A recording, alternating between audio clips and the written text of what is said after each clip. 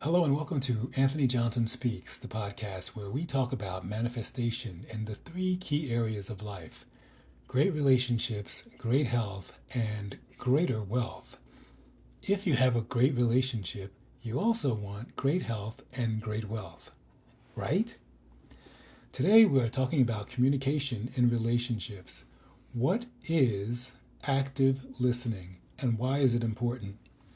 So, active listening is about understanding exactly what your partner is saying, why they're saying it, and what they feel. So, when you are in a relationship, it could be with friends, it could be family, it could be a romantic partner. When you're trying to communicate well, you also want to make sure that you listen well. You want to hear what the person is saying, right, verbally, audibly, but you also want to understand what they're saying, what they mean, and you want to walk away from the conversation feeling like you had a good conversation. You understand the person feels heard, and you also understand what you heard. So, one of the key things is active listening. So, I know that when we're listening to someone, sometimes we are very distracted, right? We're thinking about our phone, we're thinking about work, we're thinking about things that we have to do at home. If we're at home, we could be thinking about the relationship.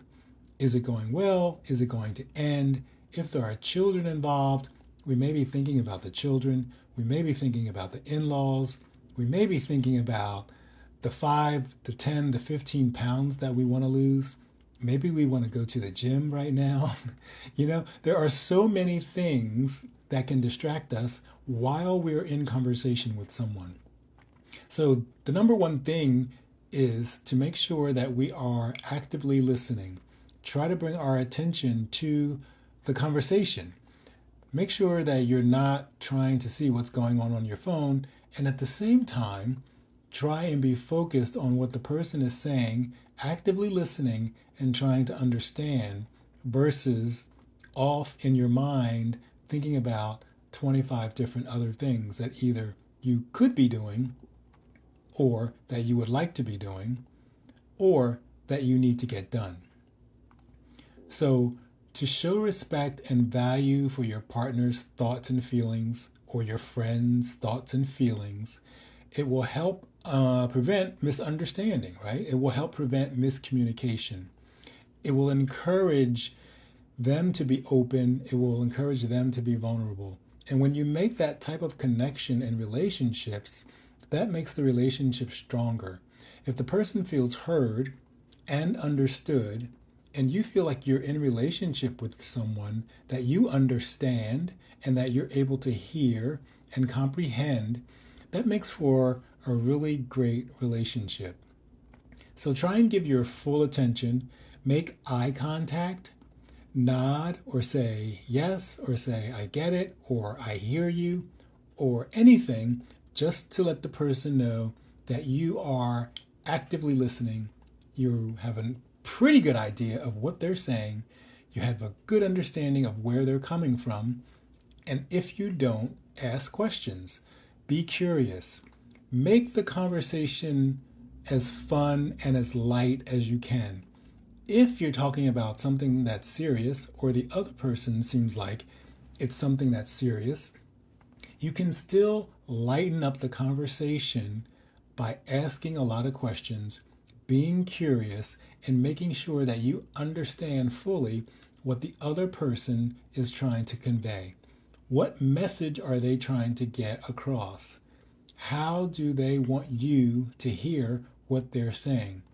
In a lot of cases, if we have things going on in our own minds, subconsciously or even sometimes Hey, consciously, we hear things a lot differently than the person that's telling hey, us thinks that we might hear it.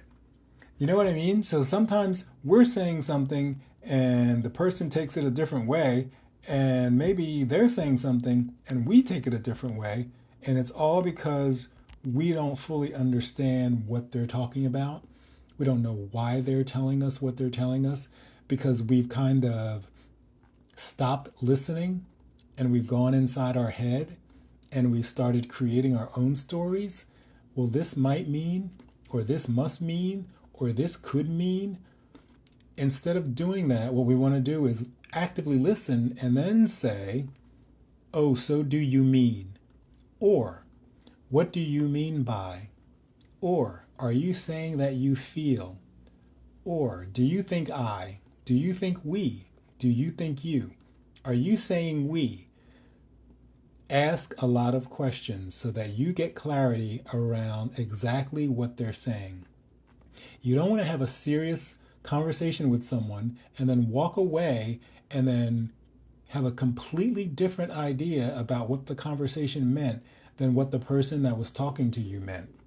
Because that's not going to lead to good relationships. That's not going to lead to good communication, and that certainly is not going to strengthen the relationship. So if you want more tips on how to listen actively, you can check out my e-booklet. I will send that to you free. Just sign up for the email list and I'll get that right out to you. Otherwise, you can just practice those questions out loud with yourself when you're alone. Are you saying that I? Are you saying that we? Am I hearing you correctly when I say? Do you really mean, are you saying we? Practice saying those out loud with yourself, and then when you're in a conversation, it will be a lot easier for you to actually ask those questions because they'll be familiar to you. Your body and your mind will already be engaged because your body and your mind has already done it previously. And when you're doing it and practicing with yourself, you're practicing alone, make sure you also make it light. Make the questions sound like you're really curious. Don't have the questions come out like you're angry or mad or upset or like you feel like you're being victimized or accused of something. Simply ask the question in a manner that lets the other person know that you really want to understand. If you say something like, oh, what is that supposed to mean? That sounds a lot different than, okay, what do you mean by that? So you want the other person to be receptive to your questions, and you also want to ask questions to give you a better understanding of what the person is saying. I hope you enjoyed this podcast. If you want more information, ask a question, email me, and I'll send you the e-booklet on communication. Otherwise, I will talk to you in the next episode.